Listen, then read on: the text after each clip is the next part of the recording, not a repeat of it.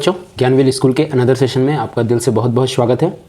और इस वीडियो में हम एक्सरसाइज 1.5 को कवर करेंगे। पिछले वीडियो में इसके लिए जो ज़रूरी कॉन्सेप्ट थे उसको कवर कर लिया गया था, ठीक है। तो वो जो कॉन्सेप्ट था वो बेस्ड था ऑपरेशंस ऑन रियल नंबर्स। तो हमने रियल नंबर्स के डिफरेंट टाइप्स ऑफ ऑपरेशंस को देखा था पिछले वीडियो में, और इस वीडियो में उन ऑपरेशन के कॉन्सेप्ट के ज़रिए एक्सरसाइज 1.5 को सॉल्व करेंगे, ठीक है। तो चलिए पहले क्वेश्चन को लेते हैं। तो फर्स्ट क्वेश्चन ये है, classify the following number as rational और इरेशनल। तो हमें क्लासीफाई करना है कि ये रैशनल नंबर है या फिर इरेशनल। तो फर्स्ट है 2 - √5। 2 - √5 रैशनल है या इरेशनल। तो हमें पता है 2 क्या है, एक रैशनल नंबर, और √5 क्या है, एक इरेशनल नंबर। तो एक रैशनल और एक इरेशनल का जो डिफरेंस है वो हमेशा हमें क्या देता है, ये पिछले कॉन्सेप्ट से है, वो हमेशा हमें एक इरेशनल नंबर ही देता है। एक रैशनल और इरेशनल का सम या फिर डिफरेंस हमें एक इरेशनल नंबर ही देता है, ठीक है। चलिए सेकंड क्वेश्चन की तरफ चलते हैं। Now the second one is 3 + √23 - √23। तो इसे थोड़ा सिंप्लीफाई कर लेते हैं। तो ये हो जाएगा 3 + √23 - √23। तो √23 - √23 cancel, that means it is 3। So it is an rational number, ठीक है। यहाँ पे आप क्या लिखेंगे, ये रैशनल है, ठीक है। नाउ थर्ड वन,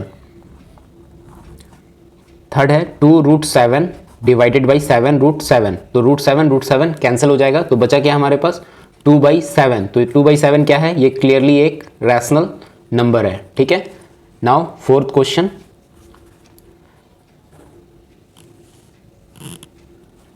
1/√2, ठीक है। तो 1/√2 ये क्या है, ये क्लियरली एक इरेशनल नंबर है, या फिर हम ये कहें कि एक रैशनल को अगर इरेशनल नंबर से डिवाइड किया जाए तो हमेशा एक इरेशनल नंबर ही मिलता है, ठीक है। और अगर एक रैशनल नंबर को इरेशनल नंबर से डिवाइड करें तो ये हमेशा एक इरेशनल नंबर ही मिलता है, ठीक है। चलिए नेक्स्ट वन, जो फर्स्ट क्वेश्चन का लास्ट है, 2π। तो पाई क्या है, पाई आपको शुरू से मैं बताता आ रहा हूँ कि पाई एक इरेशनल नंबर है, और एक 2 क्या है, एक रैशनल नंबर। एक रैशनल नंबर को अगर एक इरेशनल नंबर से मल्टीप्लाई करेंगे तो हमें क्या मिलता है, एक इरेशनल नंबर, ठीक है। और ये जो कॉन्सेप्ट है ये आ रहा है पिछले वीडियो से। अगर आपने उस वीडियो को नहीं देखा है तो आप जाकर उस वीडियो को पहले देखिए, जिससे आपका बेसिक कॉन्सेप्ट क्लियर हो जाएगा, फिर आप इसको आसानी से सॉल्व कर पाएंगे, ठीक है। अब नेक्स्ट क्वेश्चन की ओर बढ़ते हैं। Now the second one is simplify each of the following expressions. तो फर्स्ट है सिंप्लीफाई करना है हमें, 3 + √3 देन 2 + √2।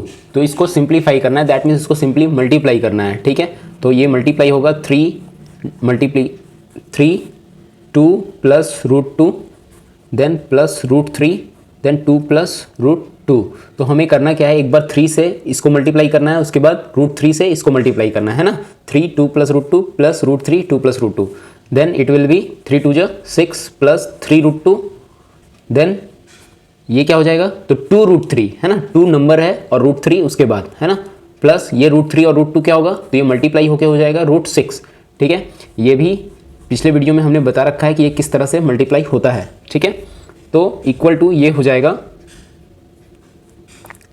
6 + 3√2 + 2√3 + √6। यहाँ पे कोई भी लाइक टर्म्स नहीं है, क्योंकि इसके पास √2 है, इसके पास √3 है और इसके पास √6 इस टर्म के पास, ठीक है। तो इसका मतलब ये क्लियर कट इतना ही सिंप्लीफाई हो सकता है, ये आपस में ऐड नहीं होंगे, ठीक है। चलिए अब नेक्स्ट क्वेश्चन की ओर बढ़ते हैं। सेकेंड क्वेश्चन है 3 + √3 और 3 - √3। तो ये हमने एग्जाम्पल में भी कवर किया था। तो ये है a + b a - b। तो ये क्या होगा, a² - b²। तो दैट मीन्स 3 का स्क्वायर माइनस √3 का स्क्वायर। तो ये हो जाएगा 9 - √3 का square 3, that means it will B 6, ठीक है। नाउ थर्ड वन इज √5 + √2 का होल स्क्वायर। तो ये किस फॉर्म में है, तो ये है a + b का होल स्क्वायर, ठीक है। तो a + b का होल स्क्वायर क्या होता है, a² फर्स्ट वन का square plus b² second one का स्क्वायर प्लस 2ab। तो 2 × a क्या है, √5 और b क्या है, √2। तो ये हो जाएगा √5 का स्क्वायर 5 और √2 का स्क्वायर 2, फिर 2 और ये √5 × 2 क्या हो जाएगा, √10। ये हमारा, इसके बाद 5 और 2 क्या हो जाएगा, 7 + 2 √10। ये हमारा क्या हो जाएगा, आंसर, ठीक है। चलिए फोर्थ क्वेश्चन की ओर बढ़ते हैं। फोर्थ नंबर क्वेश्चन है √5 - √2। देन अगेन √5 प्लस √2, तो ये जस्ट उसी तरह का क्वेश्चन है जो सेकंड क्वेश्चन था, a minus B A plus B क्या होता है a square minus B square, तो a दैट मीन्स √5 का स्क्वायर माइनस b मतलब √2 का स्क्वायर, तो a स्क्वायर क्या हो जाएगा 5 और माइनस b स्क्वायर क्या हो जाएगा 2, तो ये हो गया 5 minus 2 that means 3 will be answer. Okay, तो इस तरह से सेकंड क्वेश्चन भी सॉल्व हो गया। अब हम चलते हैं थर्ड क्वेश्चन की ओर। थर्ड क्वेश्चन ये है, recall pi is defined as the ratio of the circumference of a circle to its diameter. तो पाई क्या है, pi is the ratio of circumference to diameter, that is pi is equal to c by D, जहां c circumference है और d diameter of a circle. This seems to contradict the fact that pi is irrational. तो ये जो है c by D एक ratio है, इसलिए यहाँ पे कहा जा रहा है कि ये लग रहा है कि एक कॉन्ट्राडिक्शन है कि पाई इरेशनल है। जैसा कि हम जानते हैं कि पाई क्या है, पाई एक इरेशनल नंबर है, ठीक है, पाई एक इरेशनल नंबर है, ठीक है। तो पाई, लेकिन पाई होता क्या है, पाई इज इक्वल टू होता है c बाई डी। c क्या है, एक सर्कल है, ये जो सर्कमफेरेंस का जो लेंथ है वो c, और d क्या है इसका डायमीटर, तो इन दोनों का रेशियो पाई कहलाता है। और पाई हम जानते हैं क्या, इरेशनल नंबर, तो इससे हमें देखकर ये लग रहा है कि ये एक रैशनल नंबर होना चाहिए, क्योंकि this is the ratio of circumference and diameter, ठीक है। तो how will you resolve this contradiction, तो ये दोनों आपस में कॉन्ट्राडिक्ट लग रहा है कि ये दोनों आपस में कॉन्ट्राडिक्ट कर रहे हैं। क्यों, क्योंकि फर्स्ट पार्ट ये कह रहा है कि ये इरेशनल है, हम जानते हैं, और सेकंड पार्ट ये कह रहा है कि ये एक रैशनल नंबर है। क्यों, क्योंकि this is the ratio of C and D. तो हम इस कॉन्ट्राडिक्शन को किस तरह से रिजॉल्व करेंगे, ठीक है। तो क्लियरली यहां पर हम लिखेंगे, since we know pi is the ratio of C and D, ठीक है, pi ratio C and D, जहां पे वेयर आइदर सी क्या है, सर्कमफेरेंस, सर्कमफेरेंस, और डी क्या है, diameter, is must be irrational, ठीक है। तो पाई को इरेशनल होने के लिए या तो सी को इरेशनल होना पड़ेगा, क्योंकि एक इरेशनल नंबर को डायमीटर एक रैशनल नंबर से अगर डिवाइड करेंगे तो हमें एक इरेशनल नंबर मिलेगा, या फिर सी अगर रैशनल है तो डी को इरेशनल होना होगा, तभी एक रैशनल नंबर को इरेशनल नंबर से डिवाइड करेंगे तो भी हमें क्या मिलेगा, एक इरेशनल नंबर। तो अल्टीमेटली पाई तो इरेशनल होगा ही, या तो सी को इरेशनल होना पड़ेगा या फिर डी को इरेशनल होना पड़ेगा, ठीक है। तो इस कॉन्ट्राडिक्ट को हम इसी तरह से रिजॉल्व करेंगे कि ये जो रेशियो है सी बाई डी, इसमें या तो सी इरेशनल होगा या तो डी इरेशनल होना ही है, ठीक है, समझ में आ गया। तभी पाई इरेशनल होगा, और ये कंफर्म है कि दोनों में से कोई एक इरेशनल होगा, ठीक है, तभी पाई इरेशनल नंबर होगा, और पाई पक्का एक इरेशनल नंबर ही है, ठीक है। चलिए हमारा फोर्थ क्वेश्चन ये है, represent root under 9.3 on the number line. तो हमें रूट अंडर 9.3 को नंबर लाइन में रिप्रेजेंट करना है। तो ये हमने पिछले वीडियो में बनाना सीखा था, तो उसी कॉन्सेप्ट के आधार पर इसको बनाएंगे। तो हमें सबसे पहले क्या करना है, तो हमें 9.3 सेंटीमीटर का एक लाइन खींचना है, ठीक है। तो 3, 9, 12.3, ठीक है, ये हमारा एक लाइन होगा जो कितने का है, 9.3 सेंटीमीटर का, और उसके बाद हमें 1 सेंटीमीटर का और एक लाइन खींचना है, ठीक है। तो ये ए से लेकर बी तक कितना है, A B is equal to 9.3 centimetre, और बी से सी एक पॉइंट हमने खींचा है, B C is equal to 1 centimetre. अब हमें क्या करना है कि बी सी को बाइसेक्ट करना है, ठीक है। तो बी सी को बाइसेक्ट कैसे करेंगे, तो हमें सी पर कंपास का नीडल रख के इसको ऊपर और इसी तरह से नीचे एक कट बनाना है, ठीक है। देखिए एक कट ऊपर और एक कट नीचे, कहाँ रखना है कंपास का नीडल, सी पे, ठीक है। नाउ अब हमें ए पर उसी, इसको छोटा या बड़ा नहीं करना है, आप उसी साइज में ए पर रखकर आप ऊपर कट करेंगे और नीचे कट करेंगे, ठीक है। अब आपको ये जो 2 कट मिले हैं,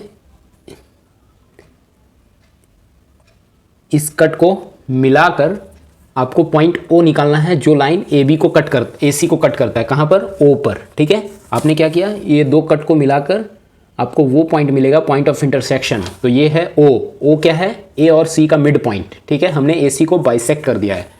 अब क्या करना है हमें, नेक्स्ट प्रोसेस ये है कि ओ को सेंटर मानकर, ओ ए रेडियस, ठीक है, ओ को सेंटर बनाना है और ओ ए रेडियस लेना है, ठीक है। और हमें एक सेमी सर्कल बनाना है, ठीक है। ये देखिए ये हमारा सेमी सर्कल बन गया। नेक्स्ट हमें करना है कि बी पर एक परपेंडिकुलर लाइन बनाना है, ठीक है।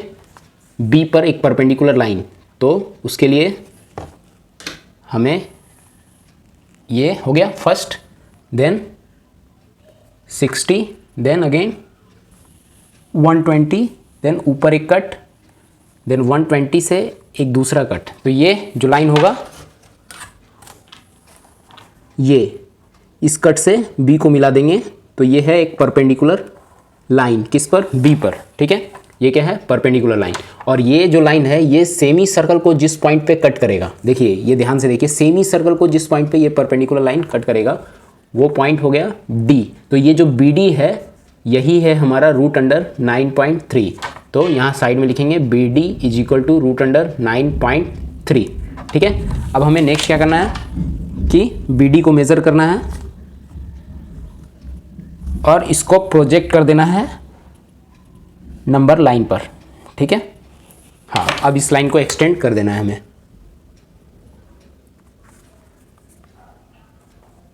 तो B से लेकर E तक हमने क्या किया, BD को प्रोजेक्ट किया है BE से, तो BE क्या कहलाएगा, BE इज इक्वल टू √9.3।